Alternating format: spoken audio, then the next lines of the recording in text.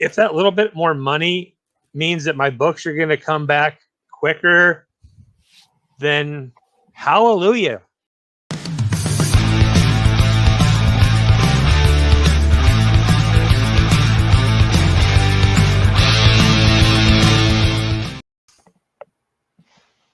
Hey there, comic book friends and fiends. It's Rob here in front of the Great Wall of Comics. And with me, two really awesome dudes.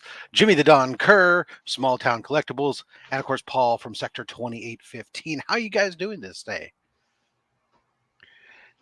I'm doing well. Paul. I'm doing well. Thanks for having me. That delay, I was afraid all of a sudden my mic was muted. I just like to mess with Rob Paul and just sit there like, because I know how he is, and so I just I was going to be quiet just so I could mess with him. But no, I'm doing great, Rob. Thanks for having me, and Paul, glad to be sitting on a panel with you, my friend.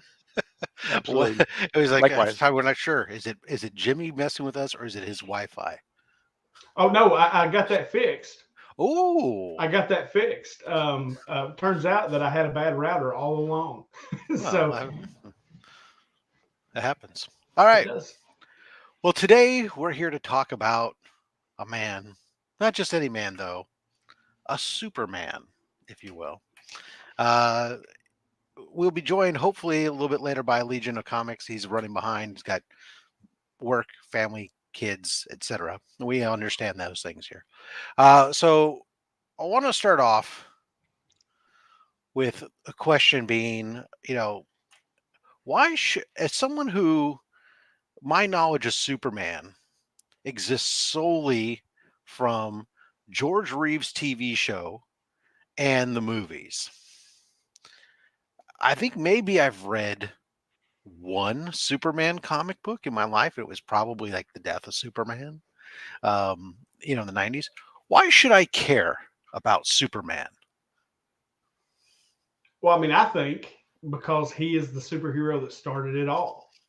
You wouldn't have all the superheroes that you have today, all the comic books that you have today, if it wasn't for the Man of Steel. And he's about truth, justice, and the American way, and I just don't think that's a bad way to be. What do you think, Paul? Yeah, I mean he's the OG superhero, right? So, and to Jimmy's point, he is. I mean, they even made it so that his actual symbol on his suit represents hope. I mean, we live in such a cynical world that I think to have someone who has hope not only in the world but in people, to me is kind of like a breath of fresh air. Yeah, that's a good point to bring up, that they've done that today and today, because obviously Superman, as you say, is OG. He's old school. He's been around a long time, and updating him as an character becomes important, right? Because obviously the values and everything of what was great, what people looked for in a character in 1930s is a little bit different than it is here in nearly 2030s. 2020, we're close. So how do you see Paul he's changed over the times, but still, but what, what's changed, but what stayed the same ultimately, I guess, kind of. Right. Well, I think if you go back to his stories in the 30s when he first appeared, he was very much like a community activist. He was very much. I mean, the people he fought were like the slumlords and people like that. That was who he was going up against. And so he has changed now more. I think probably as the world has changed, he was a perennial or the epitome of what America stood for. And as the world has globalized, he has also kind of converted with that, and he has become more global to the point where I think they just announced a little while ago that now it's truth, justice, and a better future, I think is what is his tagline now. So he is less centered on just America, which has upset a lot of people, and now he's gone more global. At his onset, I mean, he really is. I mean, when you think about it, it's the Moses story, right? It's Moses, right? The little baby gets put into a ship as opposed to a basket. Instead of getting sent down the river, he gets sent across space. he's adopted by two other people, right? He becomes this hero, the same way Moses became a hero. So I think he really touched on a lot of things that people really kind of identified with in the 30s, and I think that's really what kind of set him off. I'd never thought of that allegory. Jimmy, anything you want to add there? No, I think Paul says it very well, and I always kind of thought that too with the story of Moses and things like that. You and I've talked about it before, but Superman for me, he was from small town America. I'm from small town America. His values, my father was very patriotic, and at that time it was truth, justice, and the American way. And so Superman represented that to me, and not to call my dad Superman, but that's, it was that to me. My dad was Superman to me. And so the character always spoke to me. And Clark Kent, it was as much Clark Kent as it was Superman. I'm never going to be, a superhero that can fly and, leap tall buildings in a single bound. But Clark Kent was a good person. He had good family values, and that was very much how I was raised. And so that character, as Clark Kent, as much as Superman, always kind of spoke to me. You guys are talking about this, and I think back, even like I said, so I'm not a guy who's read the Superman comics, but like I said, I grew up probably my first iterations of Superman were probably Super Friends, right? But then later on, we watched a lot of like the old George Reeves show, because the independent stations would show it like on Labor Day. They do Superman marathons or something, and you'd record them all on VHS and go back and watch them over and over again. And the situations that he dealt with were very small town, down to home, the bank robbers, this type of stuff, the normal crime, despite the fact that he was such a big superhero. Whereas like today, it's like, it's that whole thing though, the argument almost against him, because he's become so many different powers added over time, to the point where you go, oh my God, he's basically God, right? And you go, so they keep having to escalate the thing, so he moves out of that. So how is he still relatable? Or how would you argue against somebody, say, like Taylor, who's going to say that Superman is boring? I don't. I'll let I don't Jimmy go think that- first on this one. Actually, Paul, sorry. Okay. I know I Right, give no, you go guys the pause, but I want to let Yep. Jimmy go first on this No, one. that's fine. No. I can see where someone would think that reading a Superman comic is boring, right? Because he ultimately is going to come out, in the end. Some of the best Superman stories are when he is about to die, like All-Star Superman. He's losing his powers. He's going to die. He's got too much sun radiation, and he's going to die. The storyline that's going on right now in Action Comics is he's essentially losing his powers, and he's had to turn, the role of Superman essentially over to Jonathan.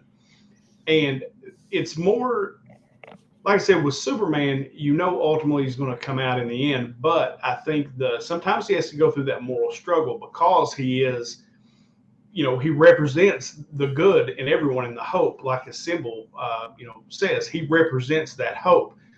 And so I can see where, if you like the type of villain, or, like a harder type superhero, I could see where Superman might be boring to you. But I think Superman represents what we should all hope to strive to be. And that makes him interesting to me.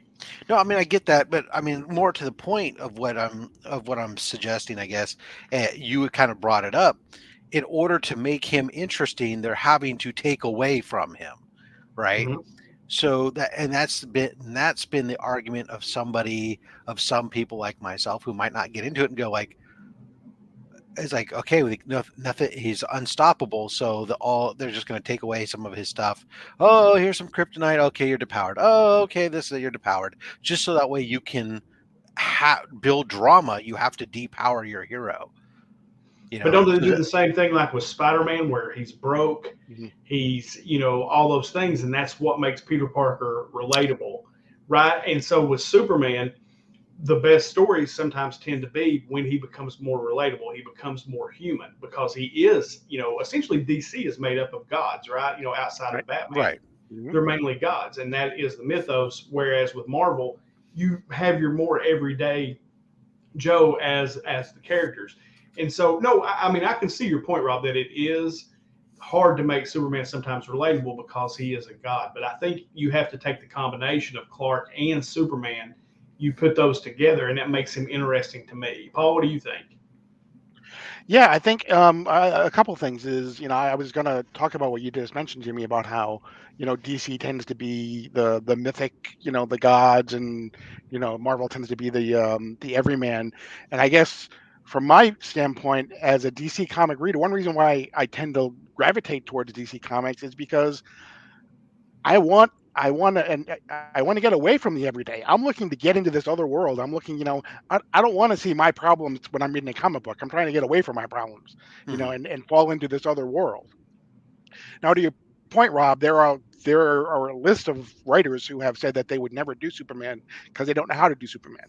Because if he's all powerful and nothing can hurt him, where is the drama in that? But I think you have to match that with the villains. They have to be, as at the same par as Superman. You have to raise the stakes in order Correct. to make it interesting. Correct. Which point then, how many times can you be worried about the entire world having to be destroyed? Well, and you've seen Superman lately. He is dealing with more galactic, issues. Like he's going to space and dealing with issues. That's kind of raising the stakes. The current run is War World, and he's dealing with. Help me out here. The character's name. Mongol. The villain. Mongol. Thank you. A new version of Mongol, and so I think you do sometimes. To your point, how often can you deal with bank robbers and things like that? They're taking him off world, and you're seeing a lot of different, storylines based around that. Yeah, and this is really kind of actually been. Now, again, I'm not reading it, but knowing just from the side of what's going on, it seemed like that this is definitely a more interesting way to make a better way to make the characters interesting is this combination of taking Kal-El off Earth and having him deal with larger, bigger things, while bringing in Jonathan, where now all of a sudden you're having to deal with, well, Jonathan may have, again, very nearly the same powers and everything. I don't know. You can tell me in a second. But essentially, though, he does have a certain level of experience factor that comes into play and being able to do so. I know from reading the Nightwing story, for example, him just dealing with the emotions of not being able to save everyone all the time type stuff, which is something that Superman has long since come to grips with. How are you guys seeing that story, Shika? Has that made it really much more interesting, or? Yeah, I mean, for me, it does. I mean, I really enjoy when he, it almost is kind of, which one is the mask? Is it Clark Kent that's the mask, or is it Superman's at the mask? And he really is Clark Kent. And I think it's the combination of both. I don't think either one are. I think he has the aspects of both. And so I'm okay when they do those types of stories. I think you might mention it a little while ago, Jimmy. I mean, they did the story called "What's So Funny About Truth, Justice, and the American Way." Right, Joe Kelly, classic story, Action Comics 775. It was talking to, okay, you know what? If you're all powerful, and you don't use your powers to just wipe out, everything that's evil in this world, how can you really be a hero? And it really kind of brought home the fact that, when he, in the story, it appears as though he's done this, he shows the world how, taking it to an extreme, how that really is not the way to go. And so to me, I'm okay with him having the softer moments, for lack of a better term, as well as these earth-shattering moments, that we get, as often as they're willing to give them to me. Okay. And Jimmy, so what has been your take on this whole switch of Jonathan coming in, and has that refreshed it, or added has the new dynamic been good to you, or do you think it's a bad dynamic? No, I love it actually. It has revived it somewhat for me. watching Jonathan go through the struggle of trying to become Superman, trying to fill his dad's shoes. And Superman, like Paul said, was kind of an activist, right? And that's what you're seeing Jonathan do something similar. Right. And you've got Jonathan is made up of Clark and Lois. And so you've got that added dimension and that added layer to Jonathan because he thinks like Lois in a lot of situations. But yeah, no, I've really enjoyed it. I mean, like, it's been well written, and it's actually sparked a little extra interest for me in the character. And you've got Superman over here on the side in Action Comics doing his thing, and that story's been great. Like, I've absolutely loved this current run of Action Comics. It's been so good. I would just think that for nothing else, this is a great jumping on point for a lot of fans because it is a new point. It becomes a very new point, essentially, without as much. Yes, there's baggage, but there's not all the baggage, much like some other various reboots have tried. In this case, anytime you bring on a new character into the realm, there's that, once you can get past the initial resentment of the old fuddy-duddies and you can get into a chance to bring in new readers. Well, that's what I was going to say, Robin, and see if Paul agrees with this. Like, my nephews are at that age where, every morning when I drive them to school, I have to do trivia with them, superhero trivia. Like, I give them trivia questions. And I've been able to take the new Superman series, Superman Son of Kal-El, and really kind of introduce them. And this is a Superman for a new generation. The OG, the original, is for me and for my generation. And now you've got Jonathan, who is going to be the Superman for the new generation. And he is more relatable to this new generation. And you're reading that. They're applying that into the comics. And it's really interesting. Just like the part of him being bisexual, right? My kids don't think anything about that at all. Like, they don't even think about it. Like, to me, yeah, I was like, oh, well, do we really have to do that? But he's not my Superman. He's not for me. He is for this new generation of kids coming up reading. And to be perfectly honest, as a father of a child who is an LGBTQ, it gives them something that's part of their life that they can see to. And so everybody who wants to sit there and say, you can't necessarily, oh, it's got to be this way because it's always been this way. It's not. There's nothing wrong with giving each generation or different groups something that's relatable to. You look at how other characters have really started to grow. Initially, a lot of the characters in Marvel, that the new characters that have had resistance and added resistance early on, found their footing as the new audience found them. And you just got to give the new audience time to find the new character. Yeah, Paul, you wanted to jump in. Yeah, no, I was going to say, I think Jimmy is exactly right. I do. When Jonathan first came on board, or maybe a little bit after the Super Sons, where they sent him away with Lois and he came back, it felt a little bit forced at first because they kind of aged him like really quickly, right? From like 12 or 13 up to like 18. So that felt a little bit forced. But since Tom Taylor has taken over, I think he understands the character. He understands not only the character of Superman, but I think he understands the importance of Superman. He understands the symbolism of Superman. He understands. He's really writing. Think about this is a Superman that now has his actual birth parents. So it opens up a whole. I mean, before the OG Superman didn't have his actual birth parents. He had these two, for lack of a better term, perfect, individuals who did absolutely nothing wrong. And now, it opens up a whole nother level of, I think, storytelling with, him trying to come to terms with being a young adult. That's a whole nother level that's in there. Him trying to work with his natural parents, with his father. Basically, as soon as he becomes Superman, his father saying, "I'm heading off to another planet, take care of the planet." So I think really what Tom Taylor's doing and what the whole Superman group is doing is just incredible. And you've got Williamson on Action Comics, who has just killed it. I mean, it has been so good, and really the dynamic between Superman and Jonathan, or Clark and Jonathan, as he was kind of handing the mantle over, to him.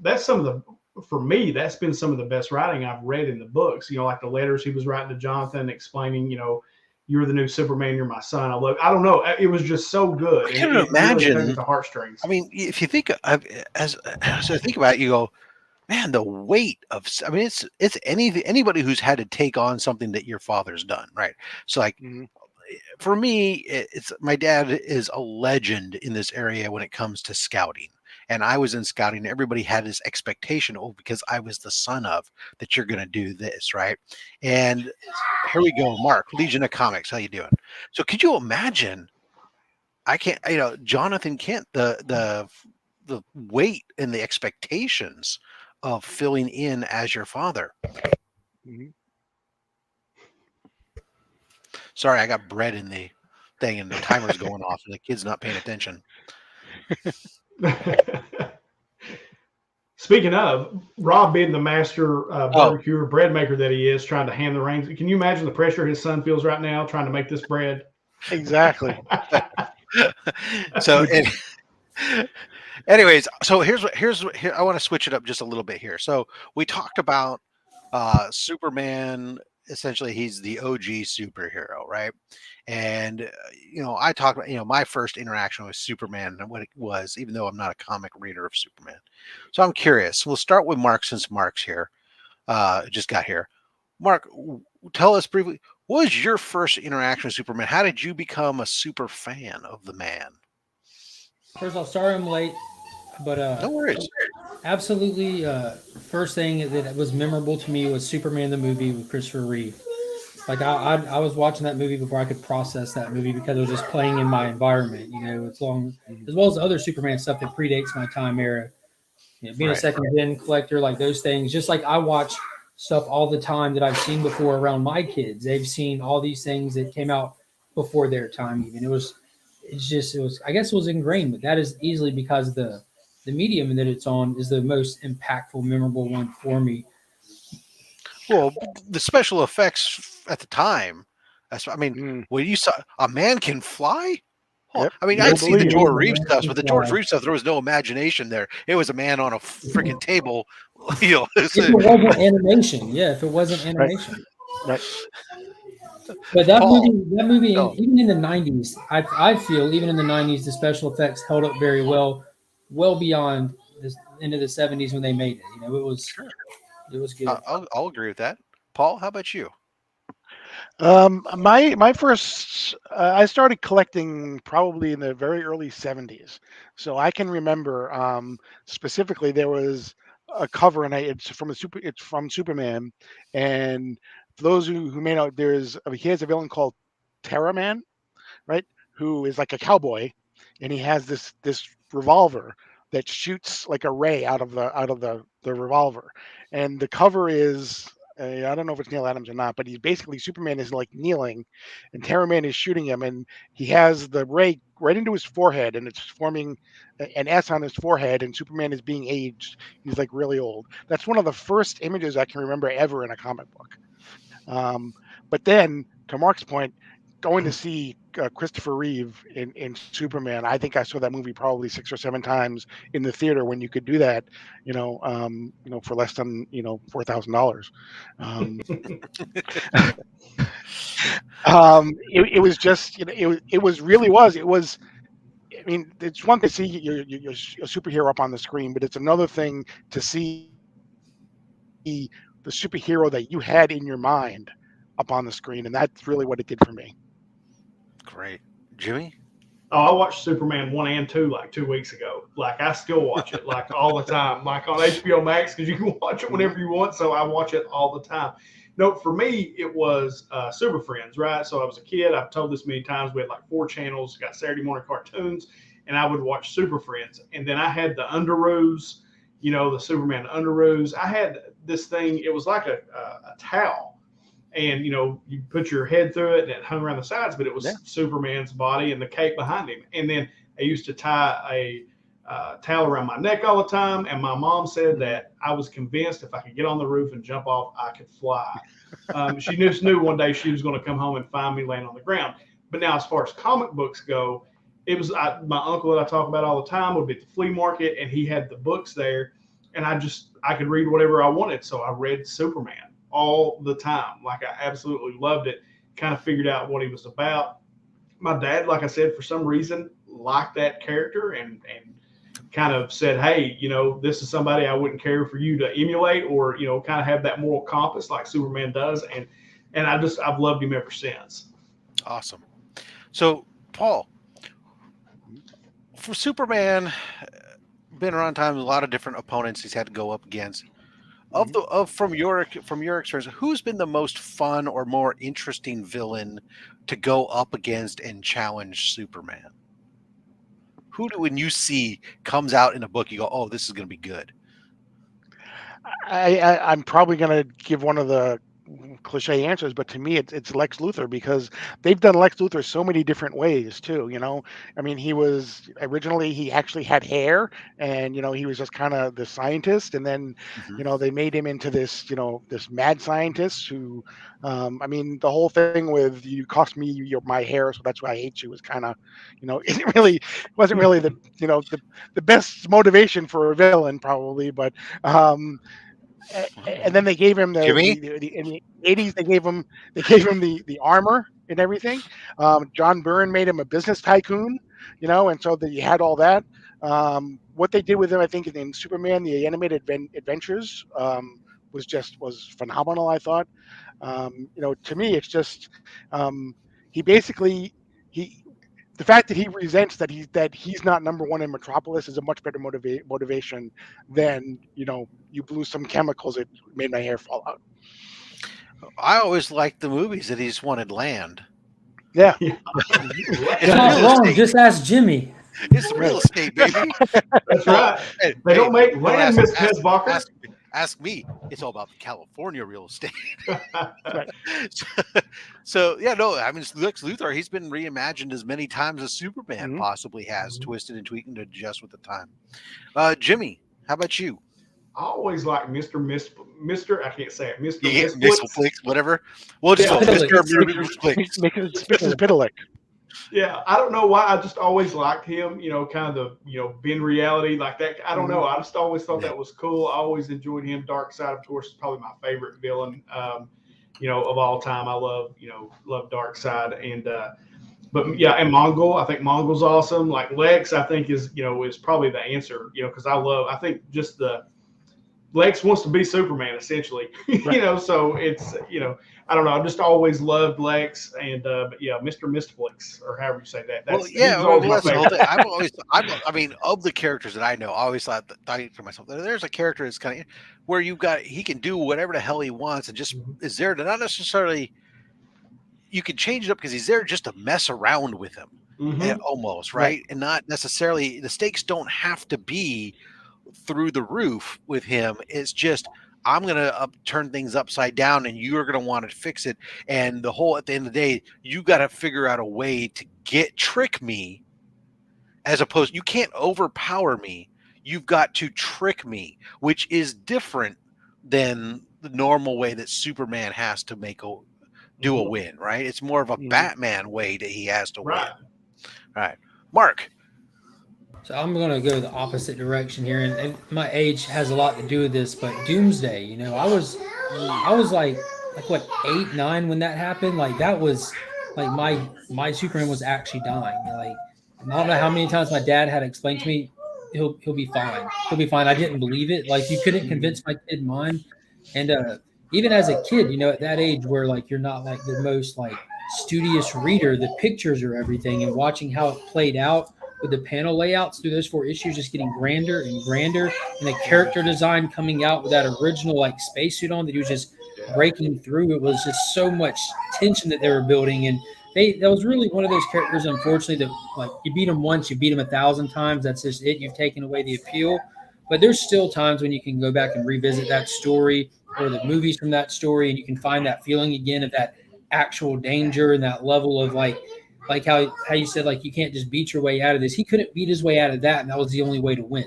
The only way to win is with your fists, and it's not enough. So what are you going to do? You can't overthink this thing. There's no reasoning with it, and it's just I don't know. That was just amazing. But then you have like he just gets chumped off now. Like whenever they roll him out, they just knock him out. And that double page spread of Superman and Lois's arms. Man. Even I remember that. And to Paul's point, real quick, you didn't mention it, but you touched on it. The most recently Apex Lex, when they did that during the year of the villain, that was the coolest Lex I'd seen in a while, because he was not only the brains, he could back it up, and he's the only person to absolutely beat the Batman who laughs at his game in every angle. The only way that it went south is Perpetua just said, "No, oh well," and just decided, "Oh well." But he absolutely bested him. Yep. So I'm going to have to step away for a second because I have to go do something with the bread. Otherwise, I'm going to have charcoal. But here's my question. I'll let you guys go on this here. Go around and Jimmy will moderate for me here. I want you guys to tell the audience your favorite Superman story with cliff notes, short cliff notes, and then who your dream team is. If you could put together from any time, which writer, artist, creative team would you want to have on Superman? Jimmy, since you're the moderator, I don't like that question. We're going to talk about something else while you're gone, but you go ahead and take your bread. Yeah, I'm kidding. We'll absolutely talk about that. I'll be right back. So let's start with the writer creative team. Mark, who's probably your favorite creative team? You're on mute, Mark. You're on mute, man. Sorry, kids. My answer for the other question would be 2 books that I couldn't split between, so I'm going to pull from both of those. My writer would be Mark Millar. Ooh, I like that. Now, you're going to be able to guess both books as Superman fans, but the artist, Alex Ross, baby. Hey, all day. Nobody draws Superman like Alex Ross. That's the first time we really saw him as the comic character and as real life at the same time, put in front of our face instead of just our minds. Every other time, there's that little bit of imagination, interpretation that happens between what we envision and what we're given. But Alex Ross, even though it's artwork, he merges both of those things and shows us that those classic, iconic styles, suits, everything works in real life. He doesn't tech up their suit or stealth them up or pat them up. He just draws them as is, but real. And there's nothing else like it ever in comic book art. He's not even comparable to other people. It's not a better than or less than. He's just in a league of his own. And Mark Millar, I'll touch more on that when we get to the second half of the question. Paul, what about you? I may give away some of my answers too when I say Alan Moore. I think probably would be the writer. And then I think I agree with Alex Ross, but I'm going to go with Kurt Swan because that's a good one too. Kurt Swan is the guy that Alex Ross builds off of. He made that everyone has built off of. Kurt Swan is the one who really defined what Superman should look like, I think. Hey, when you're allowed to touch over Kirby's art, enough said. Enough said. Right. No, absolutely. And favorite Superman story for me, I really love All-Star Superman. I've said that many times, as far as the Superman story, I absolutely love that one. I like the death of Superman. I know a lot of people say it gets overplayed, but I thought what Mark said about Doomsday is spot on. That was, I remember that. Having those same feelings when I read that. And so that probably for me, those are probably 2 of my favorite all-time Superman stories. Although I really love the current run of Action Comics. Kennedy Johnson has found the heart of Superman again. Yes. I didn't realize it was so far gone until we were giving it back. Yeah. And Paul, what about your favorite Superman story? It's 2-part, I think. Probably for the Man Who Has Everything with Dave Gibbons, the Superman annual, and then Whatever Happened to the Man of Tomorrow would probably be the 2. Alan Moore. Alan Moore. Yep. Yeah. Alan Moore would have been my writer. I love Alan Moore. And then Alex Ross. I agree with Mark 100%. I think his art on Superman is just second to none. I just absolutely love it. Mark, what about your favorite story? All right. So it's not a Superman specific story, but Kingdom Come for sure, because it's Superman centric. Though it's got a huge auxiliary cast, it's Superman centric. And I'm not going to dive into that one. But for Superman centric, specific, it's Red Sun. And it's more modern, but it just hit on so many levels where it showed us that Superman isn't who he is because of where he landed. He isn't who he is because of who he was raised by or the environment he was brought up in. He is who he is because that is who he is to his core. And it shined in that book, even to the point when they had the Bizarro Superman, that all of those attributes ended up coming out through, even in the going back to Lex Luthor just being such a cool villain. They played him as a good guy villainous in that book. and that crazy twist that they put at the end of the book that is not included in the movie. So if you watch the movie and haven't read the book, don't think you know the story. Like, you got the cliff notes in that, but that awesome twist that really connected Lex and Superman, that's one of those drop the book moments. Like, in all sincerity, like you know, the Batman v Superman, the whole Martha thing. We all know that their names are Martha. We just never, my whole life, I never put it together. You know what I'm saying? Like, I knew they were their names separate, but I never put it together. Why don't these dudes talk about that? You know what? It's never been touched on.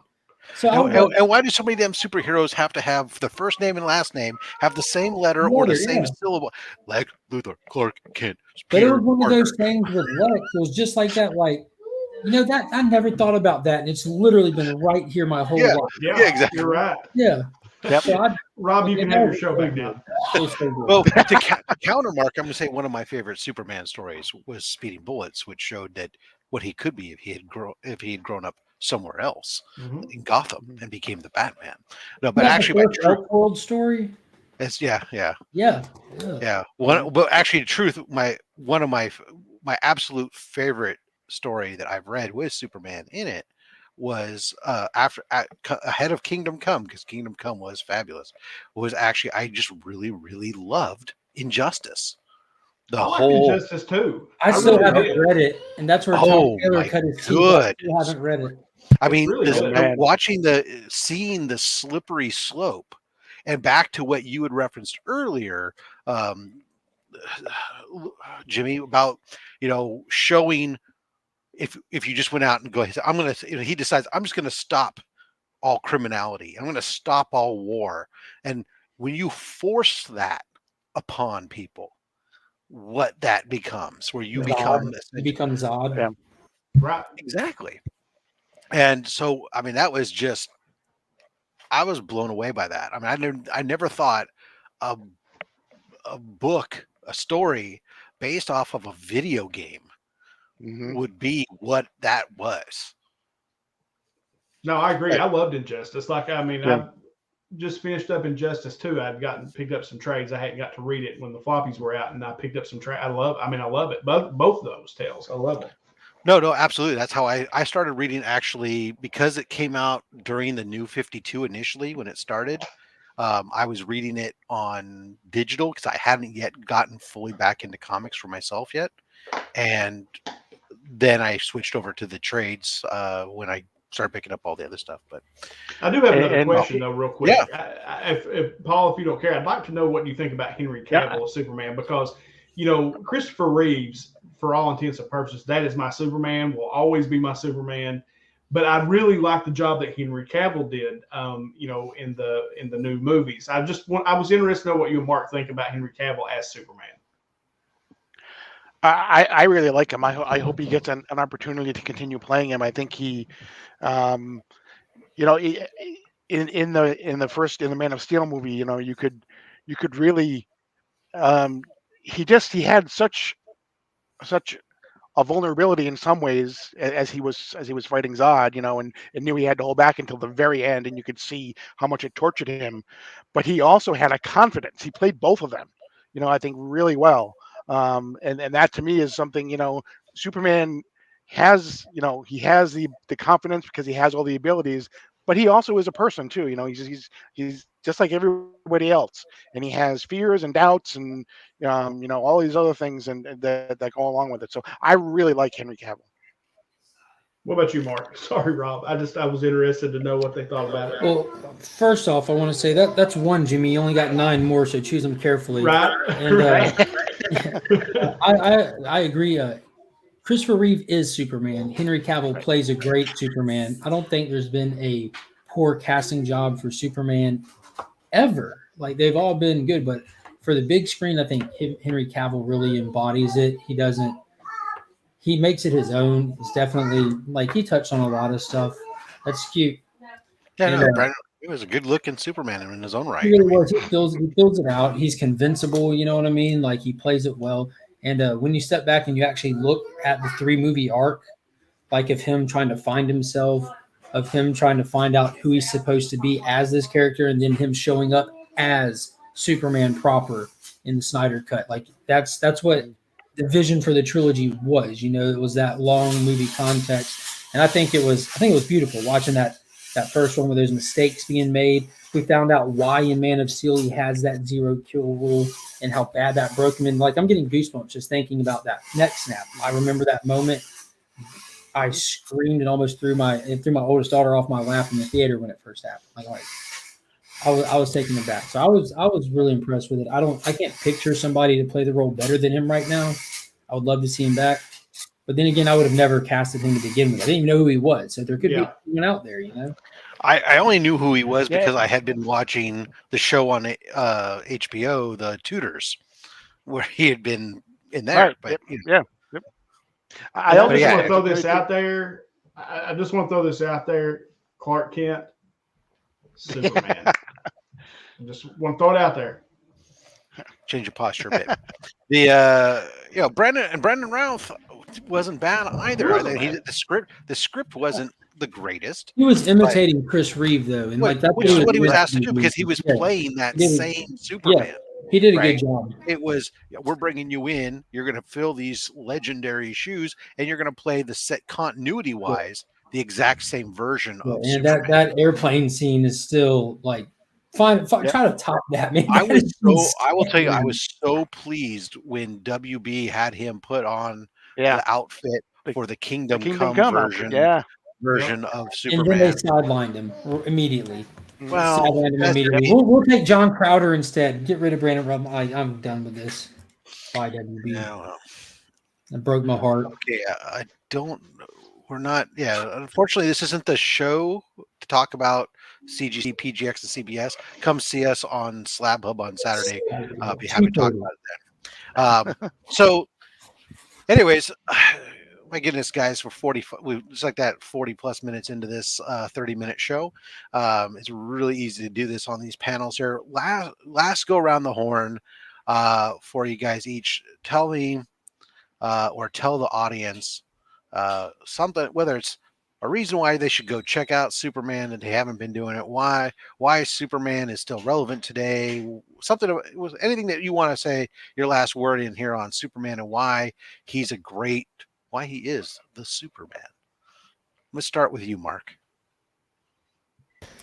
Why is still relevant? Because no matter what you think or who you read, every hero that exists, that ever will exist, will always strive to be Superman or like Superman. He is the beacon for which the standard is set. And why you should read him these days?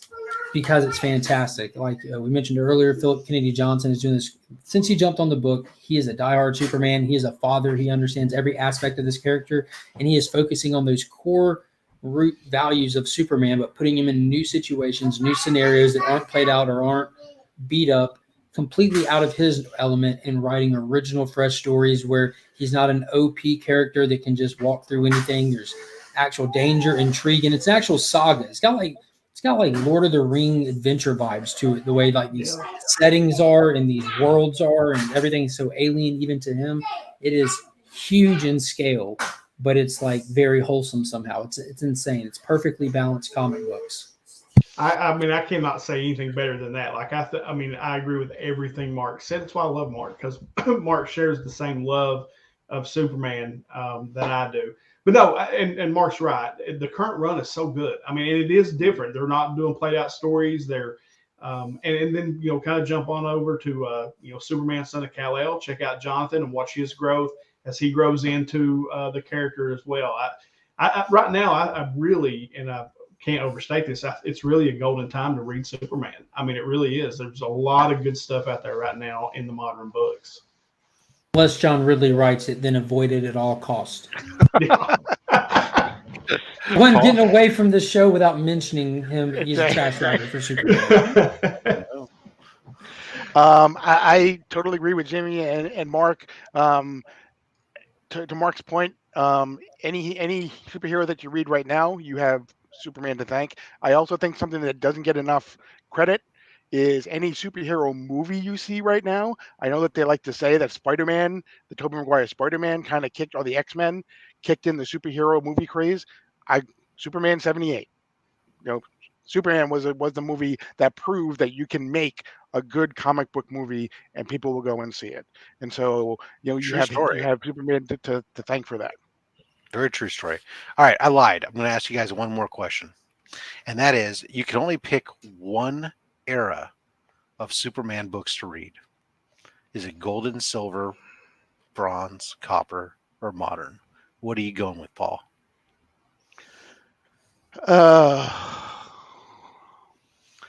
I think I really like what they're doing now. I really do. So I think I'd have to go modern. I think the Silver Age was really kind of what opened the floodgates. Mort Weisinger was the editor, and he's the one that kind of said, you know what, give me a super horse and a super dog and a super girl and a super monkey and a super, whatever it happens to be. The Bottle City of Kandor. So he kind of really exploded the mythos, but the stuff that they've done, I think, in the modern age, to me, just I would have to go with modern. Okay. Mark? Going with a cop-out answer, and it's going to be the next issue that I haven't bought yet because it's the next one up to read. I want to know what happens next. Well, there you go. Jimmy. I agree with Paul and Mark both. I mean, I love what they're doing presently. Bronze Age is kind of what I grew up on, reading Superman. So I'm going to say Bronze Age just to be a little different. But like I said, I can't say it enough. Like, what is being written right now is unbelievable as far as Superman goes. Mm-hmm. Like, it is so freaking good. And like Mark said, I can't wait till the next one comes out so I can read it. I mean, that's really where I'm at. Very good. Well, gentlemen, thank you very much for coming on the show and having this little discussion here. And to you guys at home, maybe, open up just a little bit. I mean, again, I've always thought I've been pretty, set in my ways of what I thought. Through this discussion, actually, I'm really kind of maybe a little bit more interested still, especially it's pretty early on and going back and especially maybe checking out some more of these issues here with Jonathan, if nothing else, just because it's a new mythos. There's so many new different elements to mix into it. And, maybe he's going to find a new reader. Who knows? Guys, thank you all for coming on out. Much appreciate to all of you in the audience. Thank you for being with us and listening to us ramble on about comic book characters. We know you got a lot of different things going on in your lives, and spending a little bit of time with us is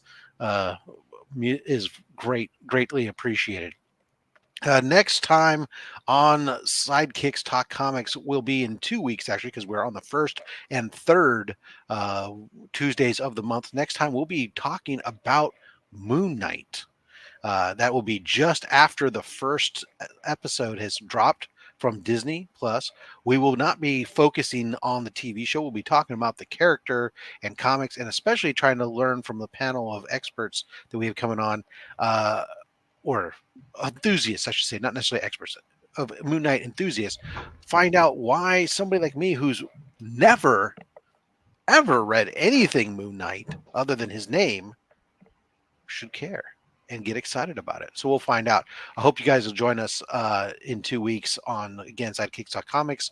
Real quick, we'll go around the horn. You got anything coming up, Paul, that people on your channel, people should check you out? Links, by the way, down below, guys.